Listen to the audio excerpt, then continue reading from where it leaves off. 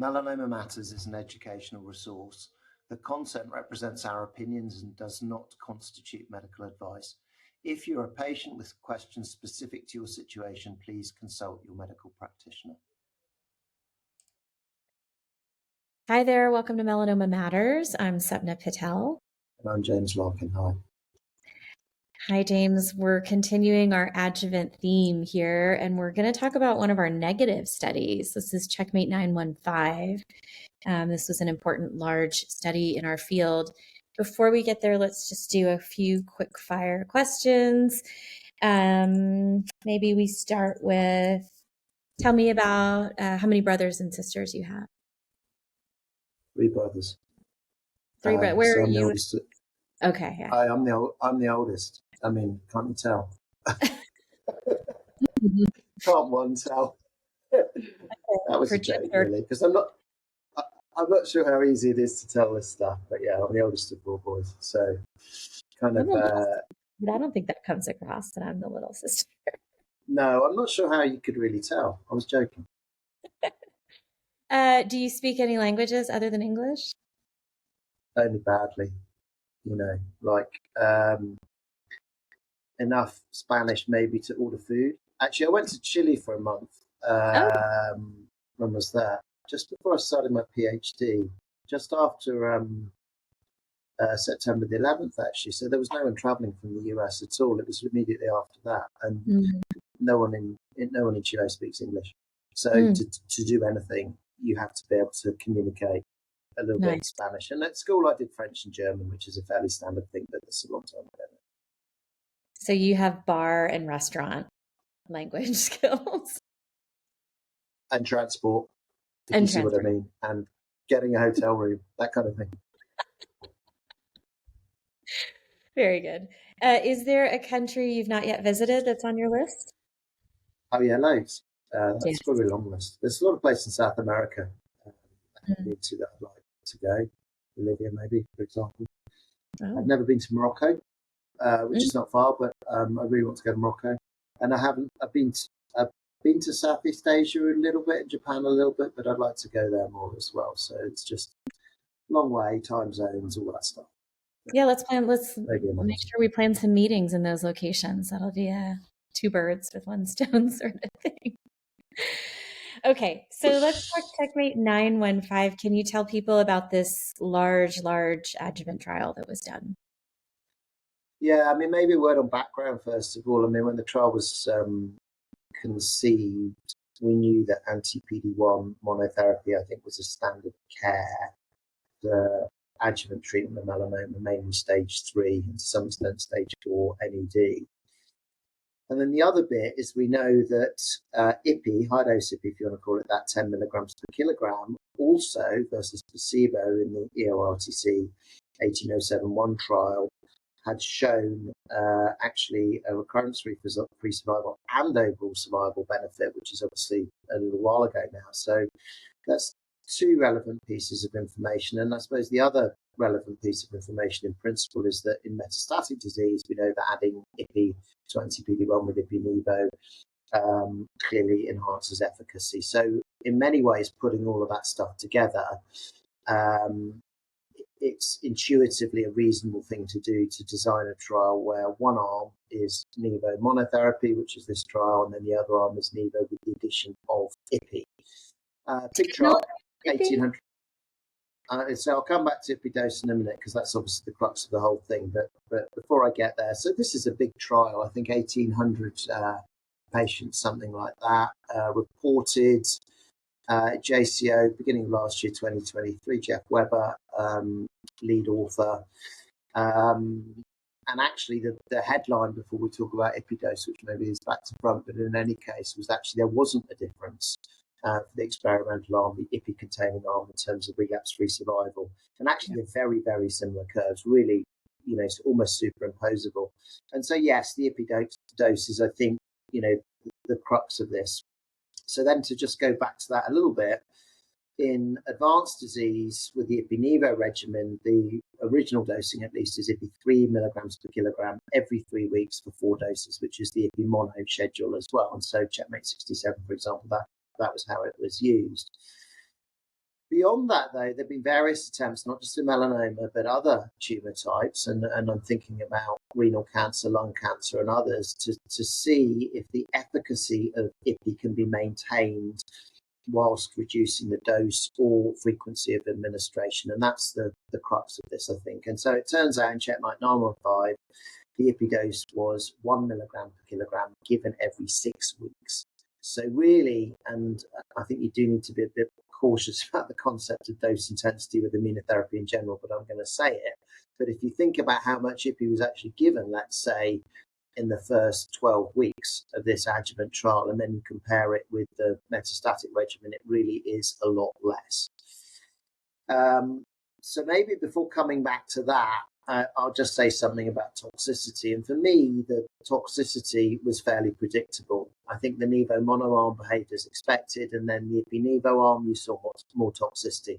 Not as much as you would have done, I don't think, with the Ipi 3 milligrams per kilogram every 3 weeks, but nevertheless more. So then the question, I think, about the efficacy is, well, hang on a second, would you have seen a delta on efficacy if you had given more Ipi more often? And that question is unanswered. But I think to that point, if you'd given more Ipi more often, you definitely would have seen even more toxicity still. So the question for me about this trial was always, what was the trade-off going to be? Because we knew that there was going to be more toxicity.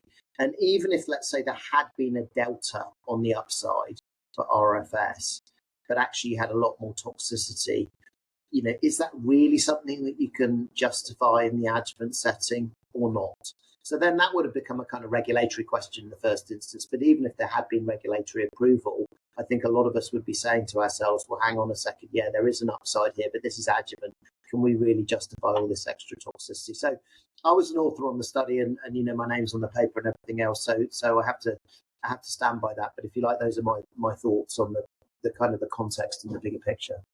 I like the way you framed it. I used to do for the fellows, for former MD Anderson fellows, they will remember when they came through melanoma, I had a Jeopardy game we would play. It took me hours and hours to make this game board on PowerPoint, but I did it. I did it during the pandemic when we couldn't meet in person for didactic. And one of the questions was, what was the rate of deaths on EORTC 18071?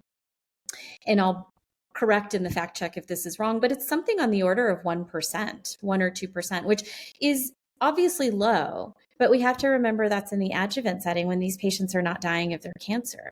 So when we do something that actually does have a fatal toxicity, it has to catch all of us. It would catch a regulatory agency. It would catch all of us. We would be the ones who would have to stand behind that treatment. And so your point is very well taken with Ipi. We know more is more. We know more dose means more effectiveness in metastatic disease, efficacy, but we also know it comes at a price of toxicity.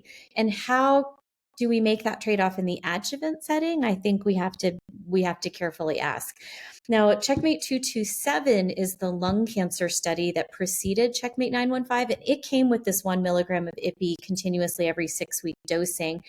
So just to put a little bit of maths to this question of dosing, if you use the CheckMate 067 or the metastatic dosing, that's 3 milligrams per kilogram every 3 weeks for 4 doses. So in the first 12 weeks, you're getting 12 milligrams. If you look at the CheckMate 915 dosing, you're getting 2 milligrams in those first 12 weeks because you're getting 1 milligram every 6 weeks.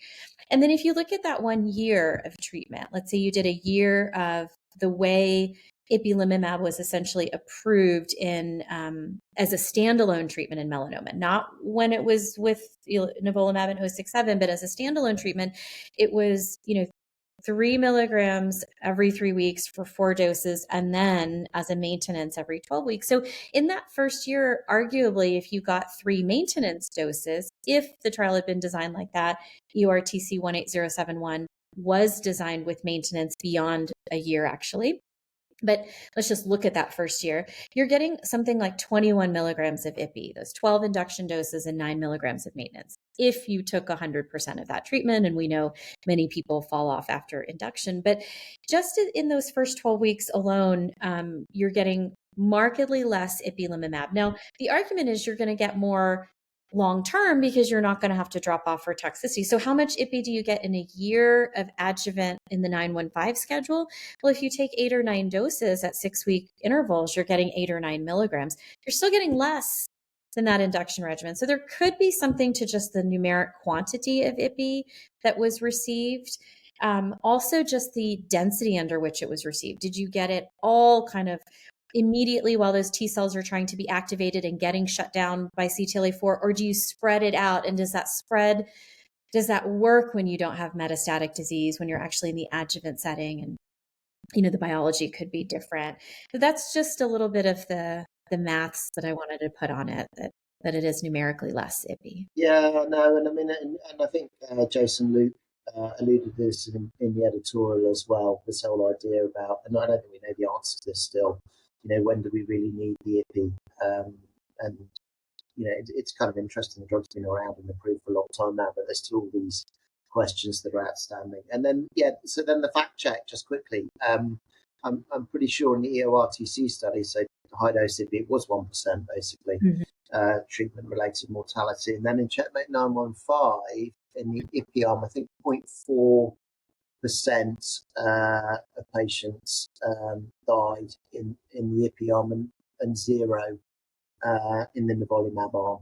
So that I guess that speaks to a few things. I would say, sort of in defense of some of this stuff, that I think as we've got more experience with using IPI and just more general experience managing side effects, we are collectively doing it more safely. But nevertheless, you cannot take away the fact, and I say this to patients in clinic, I'm sure you do as well, that actually with all of these drugs there is a risk of dying as a consequence of side effects. And then of course that's the balance. Did anything out for you as far as toxicity in this study? Did anything jump out?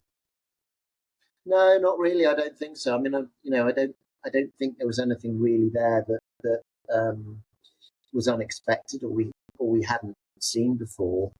But it kind of just leaves this big question, I think, still about IPI dose. I mean, I was just wondering if it's worth saying something about CheckMate 511 just in passing here, which is the sort of the relatively small randomized study of what you call conventional dosing IPI versus flip dose IPI. And I think one of my problems with that study is it's a small trial. It doesn't really have the maturity of follow-up that we have for CheckMate 67, and this whole issue of metastatic disease you mentioned already, that we know that IPI dose does matter. And it might be that actually it's the longer landmark endpoints that we really need to be worrying about here. And maybe if you don't give enough IPI at the start, I'm talking about metastatic disease now, you might be compromising. And I have to say, I'm relatively, this whole question of flip dose IPI, it's popular in certain parts of the world. It's not something we do at all. And to be honest, we couldn't really if we wanted to anyway, because we've got sort of tight reimbursement rules. I thought it might be. Yeah. To be made about 511, I think the real point is that obviously that was a study designed and powered around toxicity. So as much as we'd like to say those curves are superimposable, there's no difference in these two regimens. Saying that with a load of confidence when it's highly underpowered, you would need 2,000 patients really to tease apart the differences. And this was a 200 patient study, if even. I think that is a study that clearly shows there's a toxicity difference, and you can use it to reassure yourself that there's no efficacy difference, so you're not compromising efficacy. But that would really be kind of a bastardization of the way the trial was sort of designed to be interpreted. And we have reimbursement issues. We also have scenarios where we would never want to use that inverted dosing, perhaps the brain mets and, rare melanoma subsets. So I agree with you. It's with a bit of caution that we talk about the 511 trial. It's a relevant conversation, but it's I don't know that it answers any real questions about efficacy for me. No, I mean, and maybe I should have given it both barrels there, and I didn't. But I mean, we knew before the trial had reported that it would show a toxicity difference. But I don't think there was any question. Yeah, okay, it quantifies it in a relatively small randomized trial. That's exactly the problem, that people were then looking at those surrogate readouts, early surrogate readouts for efficacy from a small trial, and they go, oh, hang on a second, maybe this is okay. When you actually, bearing in mind I've got a conflict of interest, but actually with CheckMate 67, you've got a decent sized trial with mature follow up with various caveats, which is, I think, some sort of benchmark anyway for survival, in 5 years plus. Yeah, exactly. So what's our takeaway with CheckMate 915? Well, important study, I think. As I think we say to each other quite a lot, I don't think we talk enough about negative studies, and I hope we'll be doing some more of that. I think it's really important because there's always this enthusiasm and kind of razzmatazz, if you want to call it that, about all these studies, and then they read out negative and then no one ever talks about them again. But actually, I think for trial design, patients as well, we need to try and think more and talk more about why studies are negative. So this study was negative. The addition of this low-dose Ipi regimen to Nivolumab in the adjuvant setting did not improve relapse-free survival. Toxicity was more as expected. And, still lots of questions out there, I think. And maybe, as a little segue at least, the neoadjuvant kind of model, as it were, is going to help us shed some light on some of these questions over the next few years, because this was 1,800 patients in this trial in adjuvant, and you know better than anyone, the neoadjuvant actually is a nice way potentially to try and get quicker answers to some of these things. Yeah, I agree with you. Neoadjuvant's a great platform for studying signals. Let me ask you a little bit about this negative. As you say, when we do a postmortem on negative trials, sometimes we need to ask ourselves, was this poorly designed from the beginning, or do we have the luxury of post hoc, kind of rear view, after the fact, retrospectoscope, as people say? I'm a little bit, I understood the rationale of 227 in lung cancer. I understood why maybe the sponsor would say, let's just be cautious with the dose of Ipi.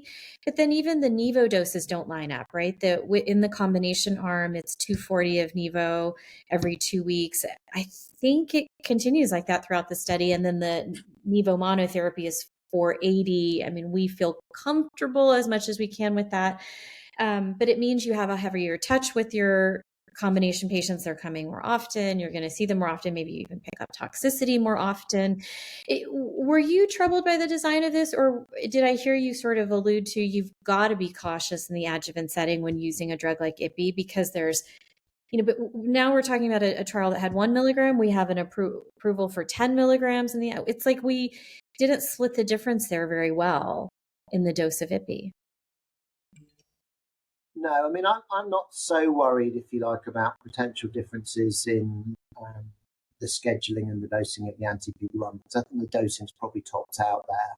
And then in terms of ascertainment, seeing patients more often, I'm kind of not really too worried about that either. I suppose my biggest misgiving would be the fact, I think that, honestly, this is quite a pragmatic trial for the reasons that you just said. We know that Ipi10, quote unquote, works in the adjuvant setting. We know that Ipi3, quote unquote, works in the metastatic setting. And then we're really dropping the dose down and hoping it's going to work in the adjuvant setting. But some of the pragmatism might come back to what I was saying before, because I think if we tried to give higher doses of Ipi, it's really difficult to see how, had there been a smallish delta, it would actually, take hold, because the toxicity, I think, is relatively likely to have made it, not worthwhile to use it in the adjuvant setting, given that anti-PD-1 mono is generally pretty well tolerated. Yeah, I'm with you. I think there's a lot of people who will complain about the study and the way the doses were kind of applied, but at the end of the day, that's what it comes down to. It would have been really hard to design the study with the 3 milligram and then accept the trade-off in toxicity, and you couldn't have done it with 10. So I can understand the deduction of how they got to this dose, and I think it's very reasonable. So in all facts, I mean, there was nothing wrong with the study design, as evidenced by how quickly it had enrolled, and then we see the data, and the data is real. So now we know. Good. Well, thanks for that, James. We talked about our first negative adjuvant trial, and maybe our first negative trial altogether so far on this podcast. Maybe more to come, because we like this topic of negative trials. Yeah, Great. Thank you.